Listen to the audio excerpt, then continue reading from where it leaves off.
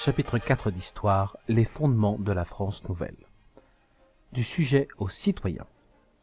Les révolutionnaires prennent le pouvoir avec la volonté de fonder une France nouvelle. Pour cela, ils proclament tout d'abord l'égalité des droits devant la justice et l'impôt et la liberté d'expression et de réunion. Ensuite, ils affirment pour construire cette France nouvelle que le pouvoir politique n'appartient plus au roi mais à la nation, c'est-à-dire au peuple, qui l'exprime par le vote. Les trois pouvoirs sont séparés. Les révolutionnaires s'inspirent des philosophes des Lumières pour fonder cette France nouvelle. Ils fondent une France nouvelle en affirmant également le principe de la souveraineté nationale. Les Français ne sont plus des sujets, mais des citoyens qui élisent des représentants à l'Assemblée nationale.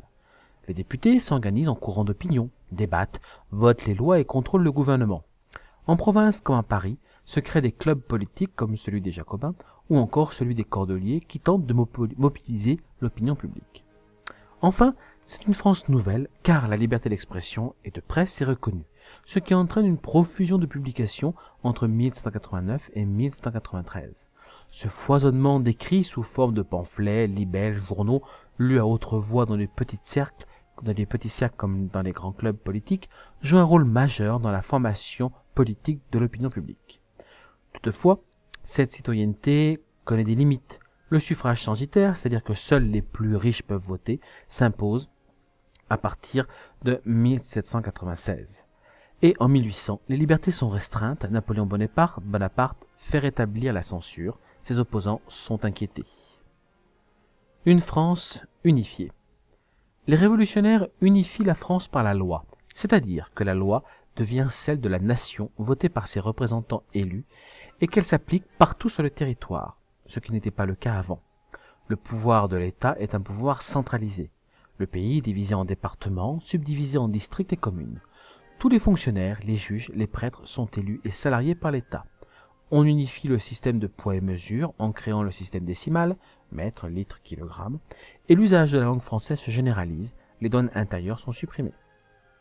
De nouveaux cadres. Napoléon Bonaparte poursuit l'œuvre de la Révolution en centralisant les pouvoirs entre ses mains et en donnant de nouveaux cadres à la France.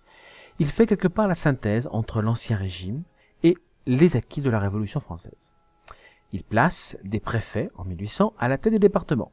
Ces fonctionnaires sont les représentants du gouvernement dans chaque département. Les préfets désignent les juges, les maires. Napoléon apaise les tensions religieuses et donne un nouveau cadre religieux à la France en signant un accord avec le pape. Qu'on appelle le Concordat. Les prêtres et les évêques deviennent alors des fonctionnaires de l'État. Enfin, il crée les lycées qui vont permettre de former les futures élites de la nation, comme les préfets, fonde le franc germinal qui va être la monnaie de la France jusqu'en 1914, et enfin promulgue le Code civil en 1804, ce qui unifie les lois et réaffirme les conquêtes de la Révolution, l'égalité devant la loi, droit de propriété, liberté personnelle. Tous ces cadres, mis en place par Napoléon, s'appellent les blocs de granit.